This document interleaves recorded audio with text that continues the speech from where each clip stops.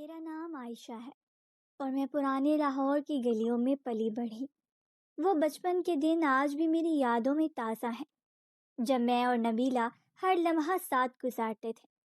ہماری دوستی بے حد گہری تھی کیونکہ ہمارے گھر بھی قریب تھے اور دل بھی۔ پرائمری تک ہم نے ایک ساتھ پڑھا، مگر اس کے بعد ہماری راہیں جدا ہو گئیں۔ میرے والدین شہر منتقل ہو گئے، جبکہ نبیلہ کی تعلیم کا سلسلہ رک گیا۔ نبیلہ اپنے والدین کی اکلوتی اور بے حد لاڈلی بیٹی تھی۔ اس کی ماں اسے کہیں بھی تنہا چھوڑنے کو تیار نہ ہوتی۔ اس کی پھپھی جو ایک گاؤں میں رہتی تھی، نبیلہ کو بے حد چاہتی تھی اور ہمیشہ اسے اپنی بہو بنانے کا خواب دیکھتی تھی۔ لیکن مسئلہ یہ تھا کہ جب نبیلہ 12 برس کی تھی، اس کے پھپھی زاد محض 2 سال کا تھا۔ جب یہ بات خاندان میں چلی تو سب حیران رہ گئے، لیکن پھپھی بار بار اپنے بھائی اور بھابت سے تقاضا کرتی رہی۔ بالآخر نبیلہ کے باپ نے ماں جائی کی منت سماجت مان لی اور 15 سالہ بیٹی کو 5 سالہ بھانجے سے بیاہ کر رخصت کر دیا، جبکہ دولہا دلہن کو ایجاب و قبول کا مفہوم بھی معلوم نہ تھا۔ سوہا نے پہلے پہل بہو کا چاؤ کیا، لیکن 1-2 ماہ بعد اس نے رنگ بدلا۔ اب وہ سارا دن گاؤں میں گھومتی پھرتی اور نبیلہ کام کاج میں جٹی رہتی۔ وہ شروع سے ہنسمکھ اور خوش اخلاق تھی، بات بات پر کھلکھلا پڑتی۔ اس کے پھپھا یہ بات بہت سخت ناپسند تھی۔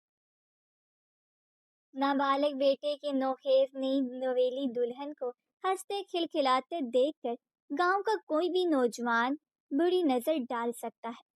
سب کو معلوم تھا کہ نبیلہ کا خالہ زاد افضل اسے بچپن سے چاہتا ہے۔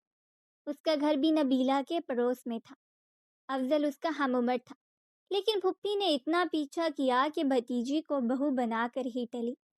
نبیلہ نے ہوش سنبھالا تو اسے احساس ہوا کہ وہ تو ایک ادھوری دلہن ہے۔ اس کا دولہا کسی طور پر اس کا ساتھی نہیں ہے، کیونکہ مان اللہ 7 سال کا ایک ناسمجھ لڑکا تھا، جبکہ نبیلہ اب 17 برس کی دوشیزہ کا روپ دھار چکی تھی۔ وہ اپنی ہم عمر لڑکیوں کے شوہر دیکھتی تو حیران رہ جاتی، لیکن وہ ایک بے زبان لڑکی تھی اور اس طرح کی لڑکیوں کو ہمیشہ اپنی خواہشوں کو قتل کرنا پڑتا ہے۔ اسے اب رہ رہ کر افضل کی یاد ستاتی تھی، جس کے ساتھ وہ بچپن میں کھیلا اور لڑکپن میں گھنٹوں ندی کنارے کھیتوں میں گھوما کرتی تھی، جب دونوں کٹھے بکریاں چراتے اور گئے توڑتے جاتے، گبی شرط لگا کر بالیوں سے ہرے چنے نکالتے تھے۔ کہتے ہیں کہ انسان کو اپنا پہلا پیار بھی نہیں بھولتا، مگر نبیلہ کو بھلانا پڑا۔ اس نے کبھی سوچا بھی نہ تھا کہ پھپھی کے جس بیٹے کو وہ گود میں لے کر گھوما کرتی تھی، وہ آئندہ اس کا شوہر بنے گا۔ وہ تو اس کو چھوٹا بھائی سمجھتی تھی۔ پھپھی کی محبت سے دھوکا کھا گئی۔ چالاک عورت نے اس وجہ سے اسے بہو بنایا تاکہ وہ اس کا گھر سنبھال لے۔ سوہا پھپھی بظاہر اچھی نظر آتی تھی، مگر اندر سے اچھی نہ تھی۔ وہ یہ بات بھول گئی کہ اس کا کوئی گھر بھی ہے۔ اس نے سارا بوجھ نبیلہ پر ڈال دیا تھا۔ ایک دن نبیلہ کے سسر نے کہا کہ آج میری گاڑی کی سیٹوں کے کور دھو دینا۔ وہ ویگن چلاتا اور گاؤں سے سبزیاں لاد کر شہر کی منڈی میں پہنچانے کا کام کرتا تھا۔ نبیلہ سارا دن دوسرے کاموں میں ابھی رہی۔ اس کے ذہن سے بات نکل گئی کہ سسر نے اسے گاڑی کے کور دھونے کو کہا تھا۔ شام کو جب اس نے دیکھا کہ سیٹ کور ویسے ہی پڑے ہیں تو وہ برہم ہو گیا۔ بہو کو آواز دے کر پوچھا کہ نبیلہ، تم نے میرا کام کیوں نہیں کیا؟ میں بھول گئی تھی پھپھا بھاجی، اس نے سہم کر کہا۔ وہ اپنے سسر نذیر لالا کے غصے سے بہت ڈرتی تھی۔ تب سسر نے اسے بہت ڈانٹا، یہاں تک کہ وہ زور زور سے رونے لگی۔ وہ اپنی آواز پر قابو نہ رکھ سکی۔ سسر بہو کو بھلکتے سکتے دیکھ کر پریشان ہو گیا۔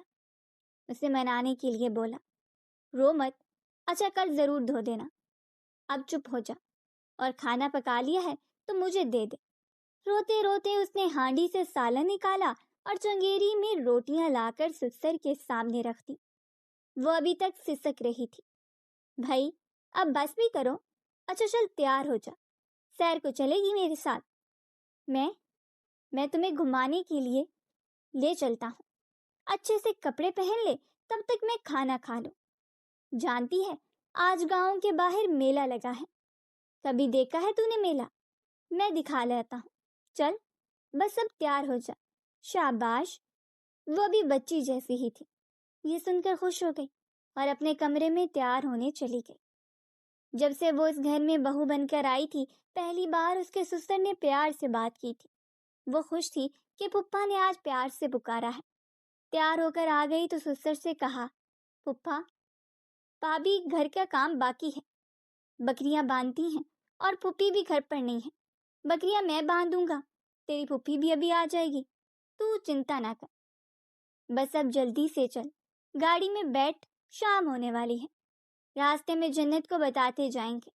راستے بھر سسر اس سے باتیں کرتا رہا۔ وہ خوش تھی اور حیران تھی کہ پہلے تو کبھی اس کے پپا نے اس کے ساتھ باتیں نہ کی تھی، آج کیسے اس کا دل نرم ہو گیا۔ گاؤں کی حدود سے کچھ آگے اس نے گاڑی روک لی اور بولا کہ ٹائر پنکچر لگتا ہے، تم یہاں بیٹھو، ابھی آتا ہوں۔ تھوڑی دور آگے ایک پیٹرول پمپ ہے، مجھے وہاں تک پیدل جانا ہوگا۔ اس نے حکم کی تعمیل کی اور ویگن سے اتر کر قریب پڑے پتھر پر بیٹھ کر اپنے سسر نذیر کے لوٹ آنے کا انتظار کرنے لگی۔ کافی دیر گزر گئی، نذیر نہ لوٹا تو وہ گھبرانے لگی۔ ادھر ادھر دیکھا، وہاں کوئی بندہ بشر نہ تھا۔ اسے ڈر لگنے لگا۔ شام ہو رہی تھی اور وہ گھر سے کافی دور آ چکی تھی۔ ہر طرف خاموشی چھائی تھی۔ اس نے کچھ دیر انتظار کیا، پھر اٹھ کر ادھر چل دی جدھر اس کے سسر نے اشارہ کیا تھا کہ آگے پیٹرول پمپ ہے، وہاں سے ٹائر کو پنچر لگوانا ہے۔ تھوڑا سا آگے بڑھی تو ایک شخص سامنے سے آتا دکھائی دیا۔ وہ درمیانے قد کا تھا اور رنگت سانولی تھی۔ نبیلہ نے اسے دیکھ کر ڈر گئی۔ ڈرو نہیں، میں برا آدمی نہیں ہوں، تم اس ویرانے میں کیا کر رہی ہو؟ اپنے پھپھا کے ساتھ آئی تھی میلہ دیکھنے، ان کی گاڑی کا ٹائر پنچر ہو گیا تو وہ لگوانے گئے ہیں اور مجھے گاڑی میں بٹھا گئے تھے، تو تم گاڑی کے اندر ہی بیٹھی رہتی، باہر کیوں نکلی؟ ڈر لگ رہا تھا، انہوں نے آنے میں دیر کر دی ہے، کہتے تھے سامنے ہی پیٹرول پمپ ہے، وہاں تک جا رہا ہوں۔ ان کو دیکھنے نکلی تھی۔ پیٹرول پمپ قریب تو نہیں ہے، یہاں سے کافی دور ہے، کم سے کم آدھا گھنٹہ لگتا ہے وہاں پہنچنے میں۔ آؤ چلو میرے ساتھ، میں تم کو لیے چلتا ہوں۔ شہو اس کے ساتھ جانے سے گھبرا رہی تھی، لیکن کیا کرتی؟ اگر گاڑی میں جا بیٹھتی تب بھی یہ آدمی ساتھ ہی لگا رہتا۔ سوچا کہ کھلی جگہ میں رہنے سے خطرہ کم ہے، کم سے کم بھاگ تو سکتی ہوں، کیا پتہ آگے آبادی مل جائے۔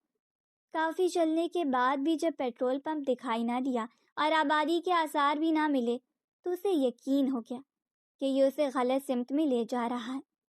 یہ خیال آتے ہی اسے سسر کی خفگی کا بھی خیال آ گیا کہ جب ویگن میں اسے نہ پائے گا تو کیا ہوگا۔ بس وہ الٹی سمت بھاگنے لگی، بھول گئی کہ ویگن کدھر کھڑی تھی۔ جب وہ بھاگی تو اجنبی بھی اس کے پیچھے بھاگا، یہ کہتے ہوئے، لڑکی ٹھہر جاؤ ورنہ جنگل میں گم ہو جاؤ گی، آگے رستہ خراب ہے، پانی اور دلدل بھی ہے۔